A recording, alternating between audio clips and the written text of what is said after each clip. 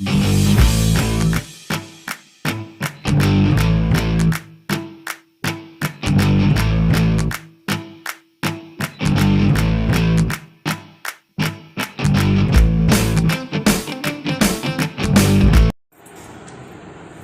माता दी।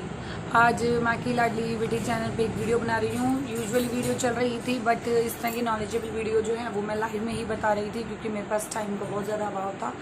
आज आप लोगों के लिए एक वीडियो बना रही हूँ। अगर समय मिलता रहा तो इस बारे में विस्तृत जानकारी आगे आप लोगों को देती रहूँगी। मैंने जैसे कि बताया था आप लोगों को कि मुझे अब आगे आप लोगों के साथ वीडियोज़ जो शेयर करनी है वो वीडियोज़ शेयर करनी है जिससे थोड़ी बहुत जो हमारे दिमाग में भ्रांतियाँ फैल रही हैं वो ये फैल रही हैं कि ये मंत्र वो मंत्र, शमशान के मंत्र, ऐसे मंत्र वैसे मंत्र, ये कर दिया वो कर दिया, साधनाएं छोड़ दी, बहुत सारी हमारे दिमाग में फिजूल के सवाल चल रहे हैं। रीज़न ये है कि हमारी संगति ऐसी हो गई है या हमने ऐसी संगति बना ली है जो हम लोगों को इस तरीके की गलत जानकारियां दे रहे हैं जिससे कि हम लोग अपने ही पूजा पाठ के बारे में सही से नहीं जान पाते हैं। इवन हम अपने ही लोगों के बारे में ढंग से नहीं जान पा रहे हैं। हम अपनी ही पूजा पाठ, अपने भगवान के बारे में ढंग से नहीं जान पा रहे हैं और हमारे दिमाग में जो है गलत भ्रांतियाँ फैल रही हैं। तो पहली बात तो मैं यही बोलूँगी कि अपनी संगति में को थोड़ा सा चेंज करें। आप अपनी संगति वो रखें जो आपको अपने भगवान, अपने ईष्ट, अपने महादेव, अपने श्री कृष्ण, राधा, जो भी आप मानते हैं जिस भी इष्ट को, उनके बारे में सिखाए, ना कि आपके दिमाग में 24 घंटे नेगेटिविटी भरते रहे। आजकल का जो हम लोगों का आसपास का ऑरा हो गया, मैंने नोटिस किया है, वो हम लोगों ने अपनी संगति इतनी नेगेटिव थिंकिंग वाले लोगों की बना ली है कि हमारे घर में सिर्फ और सिर्फ पूजा पाठ को लेकर, किसी भी चीज़ को लेकर सिर्फ नेगेटिव बातें ही की जा रही हैं। अगर कोई काली की साधना या पूजा पाठ कर रहा है तो वो तांत्रिक है, वो हमारे ऊपर टोना टोटका, बहुत सारे ऐसे सवाल मेरे पास आ रहे हैं कि जो कि हम लोगों ने खुद फेस किया है।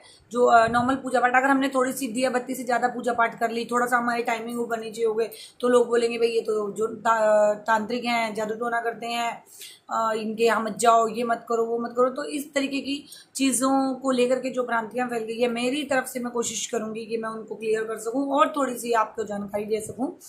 ये जो जानकारी है मैं पहले ही क्लियर कर दूं, ये मेरे खुद के द्वारा संचित की गई हैं, जो मैंने अपने आसपास के संगति से सीखा था।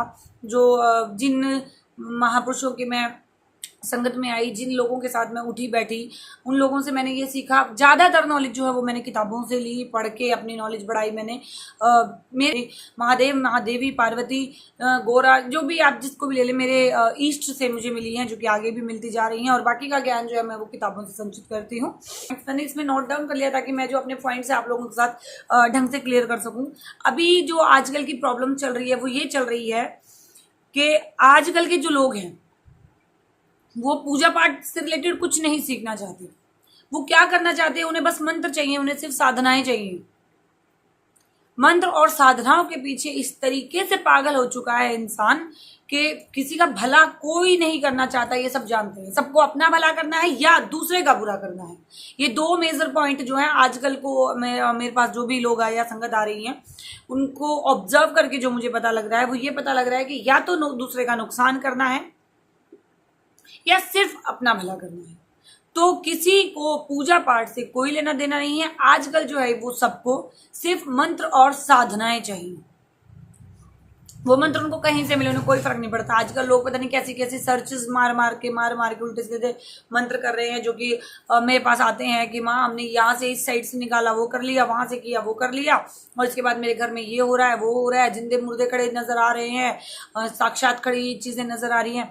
तो उनको वो मंत्र साधना कहीं से मिले, उन्हें कोई फर्क नहीं पड़ रहा। चाहे उनको वो ऑनलाइन मिल रही हो, चाहे उनको वो पे करना पड़ रहा हो, उन्हें उसका माइनस पॉइंट कोई नहीं समझा रहा। बस एक दो फायदे बता दिए जाते हैं कि आप ये कर लीजिए, इससे आपको ये फायदा होगा, तो उनको वो मंत्र और साधनाएं करनी होती है।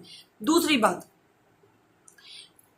मंत्र साधनाओं को लेकर के लोग क्या करते हैं, गुरुओं का सब्जी मंडी बना रखी है, अचार बिक रहे हैं गुरुओं के नाम के। तो ठीक है, आज ये गुरु बना लिया, उससे 2 मंत्र मिल गए, फिर दूसरा गुरु बना लिया, वो 2 मंत्र मिल गए। अरे भाई, कोई भी गुरु आपको परख के ही आपको आगे की साधनाएं देगा। वो अपने जीवन भर की पूंजी जो रात रात भर जाग के, दिन भर पूजा पाठ करके, पढ़ाई लिखाई करके आप लोगों के साथ शेयर कर रहा है, वो बेवकूफ नहीं है। कोई भी गुरु बेवकूफ नहीं है। क्यों? क्योंकि गुरु का तत्व उसको भगवती ने दिया है या जो भी उनके ईष्ट है उन्होंने दिया है। तो क्यों आप लोगों ने गुरुओं का बाजार बना के रख दिया है? वो आपको अपनी पूंजी जब ही देंगे जब आप उसको देने के लायक हो जाएंगे, या उनको ये लगेगा कि आप उसको संभालने के आगे योग्य। अपने माँ बाप अपने बच्चों को कब देते हैं अपनी जायदाद? जब लगता है कि वो संभाल लेगा, नहीं तो बेदखल कर देते हैं। सारी उम्र पालने के बाद उनको जूते लात मिलते हैं। तो तुम एक गुरु को सिर्फ 5 या 10 दिन में कैसे आंक सकते हो? 5 या 10 दिन में आप उसके लिए अपना जजमेंट कैसे दे सकते हो, जो इंसान पूरी उम्र सिर्फ और सिर्फ इसी के चरणों में रहा हो? खैर, ये टॉपिक बहुत बड़ा हो जाएगा, आज हम टॉपिक पे बात कर लेते हैं। जो बच्चे साइटों के जरिए जुड़ रहे हैं, ऑनलाइन पूछा ले रहे हैं, ऑनलाइन पूछा नहीं कह सकते, ऑनलाइन मंत्र साधनाएं ले रहे हैं, वो कितना भी पे कर देते हैं, लेकिन उनको मंत्र साधनाएं करनी है, उसका माइनस पॉइंट उनको जानना ही नहीं है। फिर उनको दूसरा है, उनको गुरुओं के सानिध्य में जाना है, क्योंकि आजकल बड़ा चल रहा है कि गुरु चाहिए, गुरु चाहिए, गुरु चाहिए। तो एक गुरु के पास तो ज्यादा से ज्यादा 10 दिन टिक गए, 15 दिन टिक गए, बहुत टिक गए तो 6 महीने टिक गए। फिर उनको आम का अचार नहीं खाना, फिर उनको नींबुआ खाना है, फिर उनको दूसरे गुरु के पास जाना है। ये सब करना है उनको। अब जो लोग इस तरीके के लोग हैं कि जो साइट वगैरह से कर रहे हैं, परेशान होते हैं, तो फिर वो इधर उधर धक्के खाते हैं। जो लोग ऐसे हैं कि जो गुरुओं के पास जाते हैं, कभी इसके पास कभी उसके पास, वो वहां का माहौल तो बेकार करते ही करते हैं जा करके। जो गुरु दरबार का तो माहौल खराब करते ही करते हैं जा करके, बल्कि अपना मान सम्मान छोड़ के गुरुओं का मान सम्मान भी वो लोग ताक पे रख देते हैं। मैं कि जो लोग इधर उधर भटकते हैं, गुरुओं को पता है कौन कहाँ से आए, उनको साफ ये कह करके वहां से भगा दिया जाना चाहिए कि भैया जब तू पहले का नहीं हुआ तो तू दूसरे का क्या होगा। लेकिन नहीं, ऐसा भी नहीं हो रहा। अगर इन लोगों को अकल देनी है जो गुरुओं का नाम बदनाम कर रहे हैं, उनके लिए ये होना चाहिए कि अगर आप तुम दूसरे के नहीं हुए, तुम अपने माँ बाप के नहीं हुए, तुम अपने गुरु के नहीं हुए, तो तुम मेरे क्या होगे? अब मार के लात बार भगा देना चाहिए, जो कि मैं करती हूँ, लात मार के बार भगा देती हूँ मैं। बाकी सबके अपने अपने इंडिविजुअल राय है, जिसको जो अच्छा लगता है वो करता है। आज जो मैं आप लोगों को बता रही हूँ, कोशिश रहेगी कि वो आप लोगों के लिए काफी लाभदायक होगा। लेकिन मैं पहले ही बता दूं कि कोई भी मंत्र साधना बिना गुरुओं के नहीं करनी चाहिए।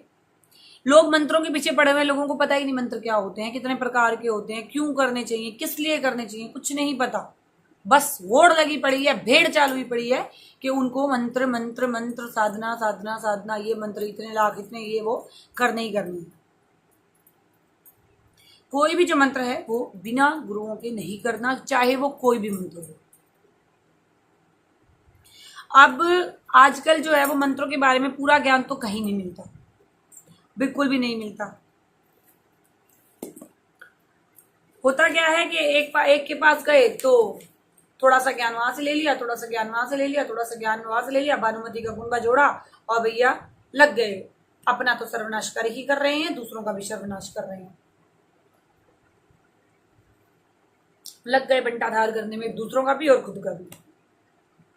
आधा कहते हैं ना, नीम हकीम कतराए जाना, आधा अधूरा ज्ञान ले रहे हैं और लग जाते हैं इधर उधर का करके, जो भी है झाड़ा फूकी, जो भी XYZ।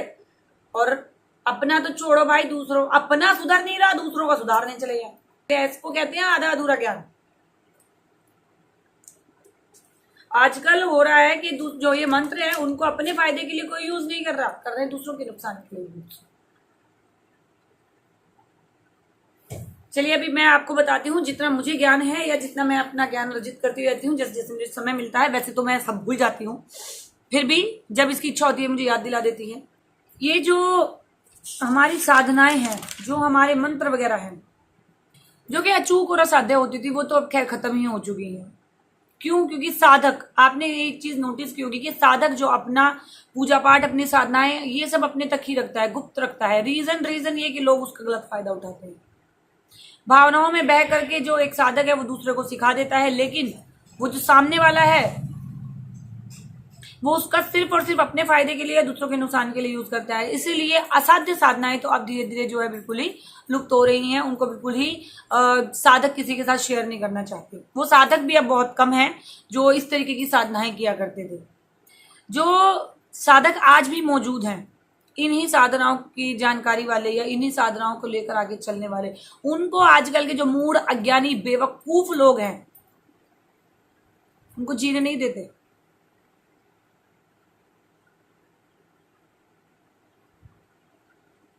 इवन वो अपनी अज्ञानता का शिकार उन जिनके लिए शब्द छोटे पड़ जाते हैं, उन लोगों के लिए अपनी इतनी अज्ञानता भरे शब्दों का इस्तेमाल करते हैं कि वो इंसान चाहे तो क्या नहीं कर सकता, लेकिन वो नहीं करता। रीजन वो अपनी एनर्जी उन मूढ़ लोगों के ऊपर खर्च नहीं करता। वो अपनी एनर्जी अपने भगवान को पाने के लिए अपनी मंत्र साधनाएं आगे की पूजा पाठ में यूज करता है। लेकिन ये जो अज्ञानी है, जिन्हें सर्वनाशी करना है अपना और अपनी पीढ़ियों का, क्या करेंगे? बस यूं कहते हैं ना, मुंह से गंद बकना, बस वही करते हैं। उन्होंने तो किसी को नहीं छोड़ा, उन्होंने बड़े बड़े को नहीं छोड़ा, भगवान श्री राम को नहीं छोड़ा, तो साधकों को क्या छोड़ेंगे?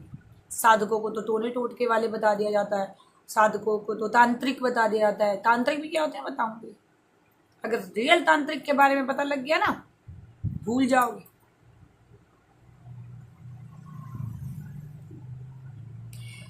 बात करते हैं अब जानकारी की। फालतू बातें बहुत सारी हो गई हैं, क्योंकि जो हो रहा है, जो आसपास होता है, वो सबके मन में यहाँ भरा पड़ा है। बट उड़ेलने का समय नहीं है, और ना ही उड़ेलना है। एनर्जी वेस्ट नहीं करनी है, पूजा पाठ में अपनी एनर्जी लगानी है।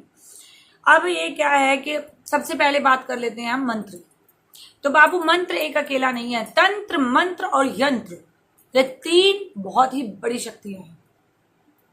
तंत्र, मंत्र और यंत्र बड़ी शक्तियां हैं, जिनका वेदों में यूज किया गया है, जिनका वेदों में उल्लेख किया गया है, जिनका वेदों में बखान किया गया है। और वेदों के बाद उपनिषद, संहिता या बड़ी बड़ी जो किताबें लिखी गई है, उनका आधार भी मंत्र ही रहे। तो यंत्र, मंत्र और तंत्र बहुत ही बड़ी शक्तियां हैं तीनों। जो उपनिषद, संहिता ग्रंथ है, उनकी जो रचना है वो भी मंत्रों के आधार पर ही की गई है। मंत्र, यंत्र और तंत्र की शक्तियां इतनी अचूक हैं कि अगर सामने वाले को उसका सटीक उपयोग आता है या सटीक जानकारी है, तो सामने वाला अपना इनका उपयोग कब करते हैं? मनोकामना सिद्धि में उपयोग करते हैं, अपने घर के कार्य बनाने में उपयोग करते हैं, रोगों को नष्ट करने में उपयोग करते हैं, अपने आप को मोक्ष के लिए इसका इस्तेमाल किया जाता है। लेकिन जो लोग इनके बारे में ज्यादा नहीं जानते, वो लोग इसका एक ही चीज के लिए इस्तेमाल करते हैं, सिर्फ और सिर्फ दूसरों के नुकसान। भला भला तो गया। अब मंत्र कितने होते हैं पहले तो मैं ये बता दूं। मंत्र बहुत प्रकार के होते हैं, शब्द मंत्र, वैदिक मंत्र, ये मंत्र, वो मंत्र। लेकिन जो मंत्र चलन में है और जो लोगों की जानकारी में, वो कौन कौन से हैं? पहला शाबर मंत्र, दूसरा सम्मोहन मंत्र, तीसरा वशीकरण मंत्र, चौथा रोगनाशक मंत्र, पांचवा प्रेमी प्रेमिका, पति पत्नी, इनके झगड़े के निवारण मंत्र, छठा नवग्रह शांति मंत्र, 9 ग्रह शांति यंत्र भी होता है, 10 महाविद्याओं के मंत्र, सांप काटना, विवाह कराना, बाधा हारना, भूत प्रेत, स्तंभन, विद्वेषण, विद्वेषण मतलब लड़ाई झगड़ा कराना, स्तंभन मतलब डालना,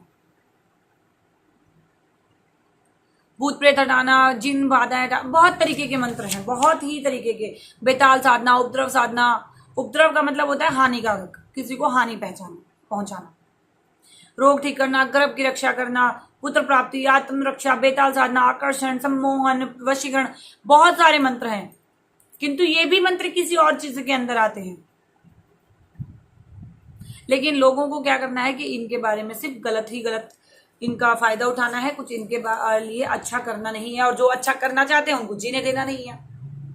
तो बाबू, जिस तरीके से पूजा पाठ आप लोग करते हो और एक पूजा पाठी इंसान की आप इज्जत करते हो, उसी तरीके से आपको साधकों की भी इज्जत करनी चाहिए। और अगर आप नहीं जानते उस बारे में, तो बेफालतू आप लोगों को उनके लिए कोई भी टिप्पणी नहीं करनी चाहिए, क्योंकि आप नहीं जानते कि आप कितनी बड़ी मुसीबत में पड़ जाओगे। कारण ये कि साधक जाने ना जाने, लेकिन जिसकी वो साधना कर रहा है वो जानती है या वो जानता है, और जो साधक साधना कर रहा है या जो साधक बना है, वो अपने इर्द गिर्द एक वो अचूक टूटने वाला अपने लिए एक ऐसा रक्षा कवच लेके चल रहा होता है कि वो साजो सिद्धि जिसकी शक्ति की वो कर रहा है उसको उसकी रक्षा करनी ही पड़ती है, करती ही है। तो ऐसे ऐसे लोग मैंने देखे हैं जिनका सर्वनाश माने लग गया है। तो जब तक सही सटीक जानकारी ना हो, ये मंत्र तंत्र के चक्करों में ना पड़े। यंत्र तो कहीं भी आजकल फ्री में बिक रहे हैं, फ्री में मिल जाते हैं, पता नहीं क्या क्या हो रहा है। मैं फिर यही कहूंगी कि जो लोग जितना जानते हैं उसका फायदे के लिए, लोगों के कल्याण के लिए यूज करें, बेफालतू उसको इधर उधर लोगों के नुकसान में यूज ना करें। और जो लोग इस तरीके के साधकों का या गुरुओं का, दरबारों का मजाक बना रहे हैं, उनको चाहिए, पहले तो दरबार वालों को ये चाहिए कि जो इधर उधर से काम के लिए आता है, ठीक है भाई, वो शक्ति की इच्छा है, जितने दिन उसका यहाँ काम होना है दूसरे दिन उसको वहां काम करना है, वो शक्ति की इच्छा है। लेकिन जो बदनामी करवाने के लिए आ रहा है, वो आपको भी पता है, वो साधकों को भी पता है, वो गुरुओं को भी पता है, उनके लिए साफ भाई, जहां से आया वहां का नहीं हो सकता तो हमारा भी नहीं होगा, अपने रास्ते। बाकी जितनी जानकारी मुझे है, मुझे मिलती रहती है, मैं आप लोगों के साथ शेयर करती रहती हूँ। जितनी जानकारी मुझे है, माँ भगवती मुझे याद रखने के लिए देती है, मैं शेयर करती रहती हूँ। इसी वीडियो के आगे पार्ट आते रहेंगे जब तक मेरे पास टाइम है। जय माता दी। कोशिश करूंगी कि आप लोगों के डाउट्स क्लियर कर सकूं। फिर भी कमेंट बॉक्स ओपन रहेंगे, अगर उसमें आपको कुछ भी जरूरी जानकारी चाहिए तो रिप्लाई जाएंगे, फालतू की बातें होंगी तो रिप्लाई नहीं दूंगी। जय माता दी, जय माता दी।